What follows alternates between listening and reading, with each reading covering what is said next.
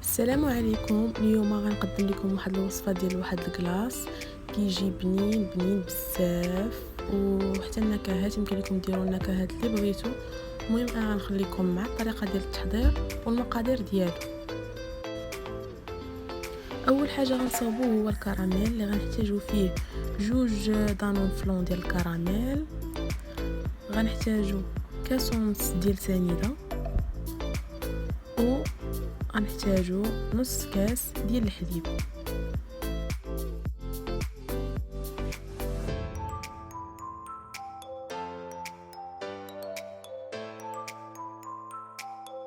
غنديرو سنيده فوق نار هادئه وغنبقاو نحركو حتى غيبان لينا السكر سنيده بدا كيذوب على هذا الشكل.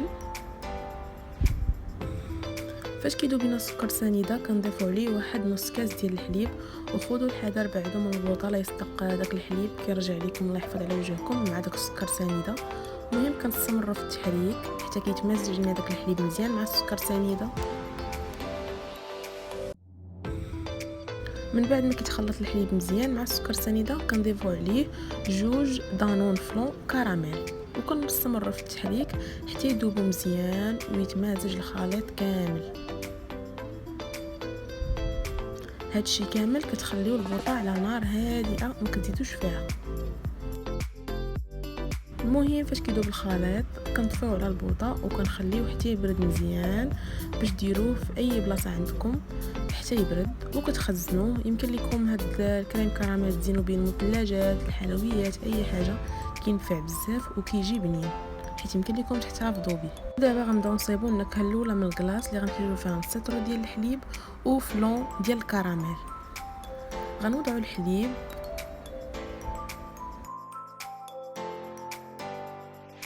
هاد الكلاص يمكن لكم ديروه على شكل طبقات اولا على شكل ديبول، لا نتوما شنو باغيين. المهم كنزيدو نضيفو الفلون كراميل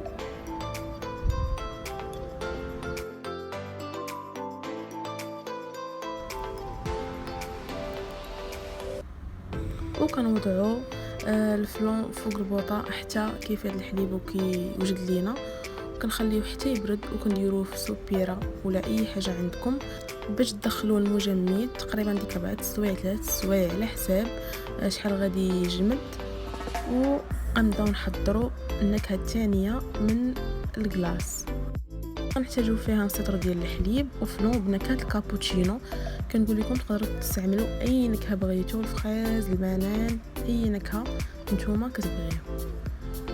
غنديروا نفس الطريقه اللي درنا بها النكهه الاخرى، كنضيفوا الحليب ومعاها الفلون وغنخليوه في البوطه حتى يفيض الحليب ويوجد لينا الفلون.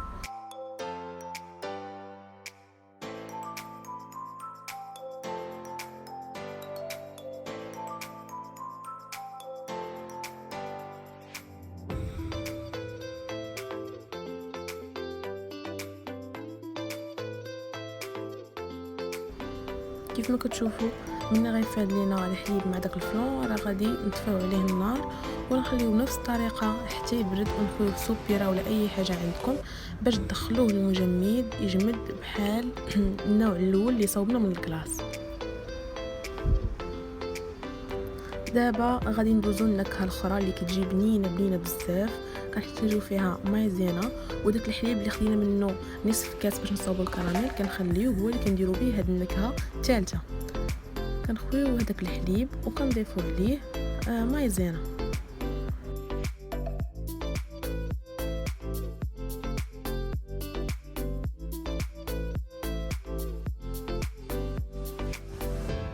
كنضيفو على الحليب واحد 3 المعالق كبار ديال مايزينا.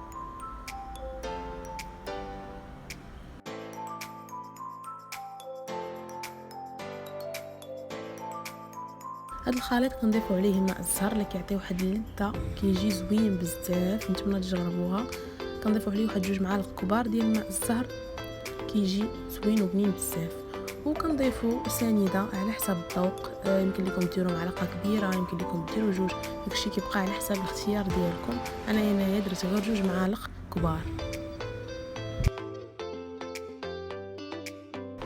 وحتى هو بنفس الطريقه غنديروه فوق البوطه، وغنخليوه حتى الحليب يفيض باش نخزنوه حتى هو في شي سوبيره ونخليوه في المجمد حتى يجمد مزيان.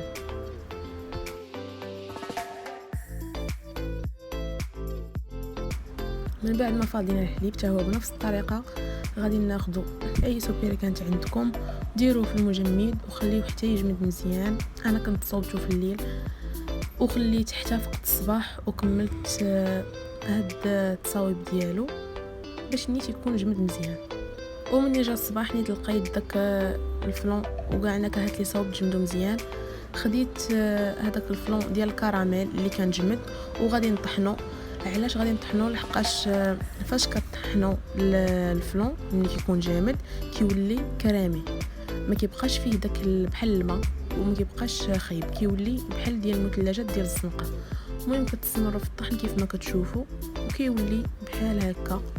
هانتوما كتشوفوا كيولي كريمي كيولي زوين، ما كيبقاش كيبان راه فلون درناه فوق البوطه ولا بحال هكاك. من بعد فاش كتحطوه عاوتاني فين ما بغيتو كتعاودوا تدخلوه مره اخرى للثلاجه مره ثانيه باش يجمد. ومن بعد علاش على حسب نتوما اللي بغيتو، واش ساعه ولا ساعتين، المهم كتدخلوا يجمد وغديروا نفس الحاجه بالنسبه للنكهات الاخرين.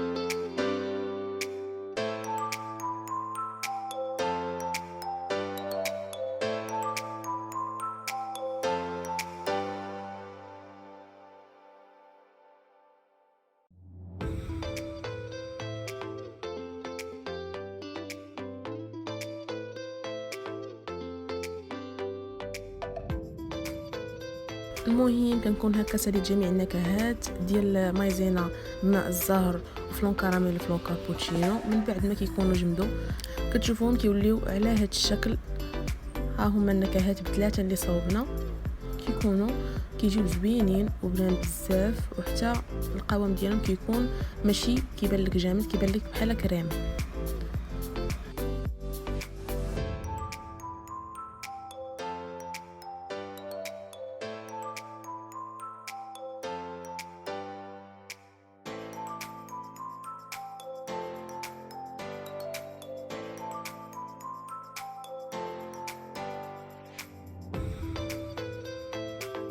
من بعد ما وضعت النكهات بثلاثه غناخذ داك كريم كراميل اللي كنا صوبنا ودرناه في الثلاجه باش يبرد، كنوضعوه راه ما كيجمدش لحقاش زايدين فيه الحليب ودانون فلون. كنوضعوه للتزيين، يمكن لكم تزينوا به اي حاجه كيف ما قلت لكم. كناخذوا اي بي ممكن نكونوا حكيناه وكنديروه فوق من هاد الكلاص. في الاخر هذا هو الشكل النهائي كيفاش كيجي الكلاص، كيجي زوين زوين زوين، كيجي كريمي بحال ديال الزنقه واعر. خصكم تجربوه. المهم هذه هي الوصفه ديال اليوم، نتمنى تعجبكم وتبارطاجيوها مع الناس اللي كتعرفوا وتابوناو في لاشين ديالي.